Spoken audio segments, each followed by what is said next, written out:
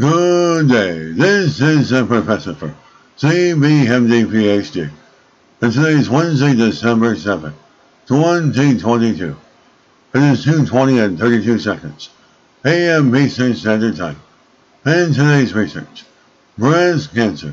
So let's jump to it here. Women with elevated breast cancer risk could see mortality benefit from estrogen-blocking drugs. Date December 5th, 2022.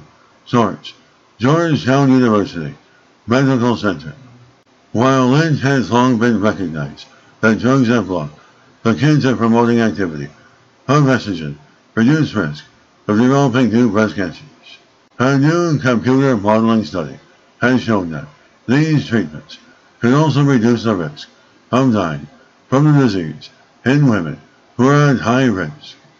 Recent studies have shown that women diagnosed with estrogen receptor positive tumors continue to experience breast cancer recurrence and death for as long as 30 years after their primary diagnosis.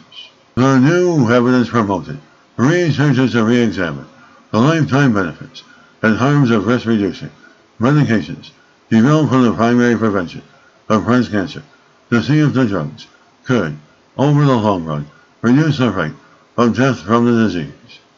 And based on the available data, recommendations for preventing estrogen receptor positive breast cancer with tamoxifen or aromatase inhibitors presumed that women at elevated risk who took the drugs simply reduced their chances of developing the disease, but the modeling study found that, over the long run, there can also be a significant impact on mortality. Giving an estrogen blocker to a woman in her 30s who is at high risk could potentially forestall death due to breast cancer for 20 years or more, which could be significant. Over the past several decades, a number of large, federally funded, randomized clinical trials have shown that risk-reducing anti-estrogen medications such as tamoxifen and aromatase inhibitors can decrease the incidence of estrogen receptor positive breast cancer by 30 to 50% in women who are at high risk of developing the disease.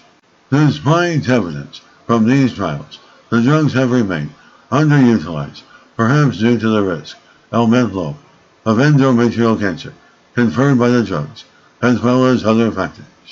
What has been missing from the conversation until now is the ability to say to women that these drugs cannot only prevent them from getting breast cancer, but they can ultimately prevent them from dying of the disease.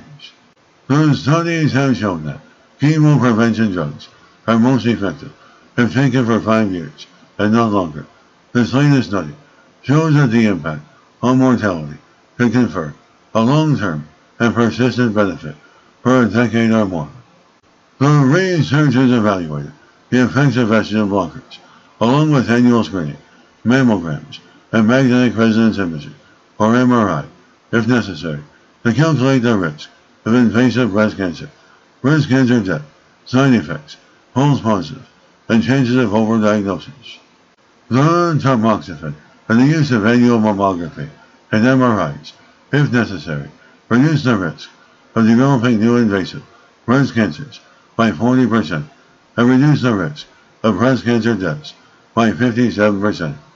And this translates to 95 fewer invasive breast cancers and 42 fewer breast cancer deaths for 1,000 women compared to women who didn't get a mammogram, an MRI, or risk-reducing drugs. The scientists noted that the drugs were not without downsides, as tamoxifen could increase the number of new endometrial cancers by up to 11 per 1,000 women.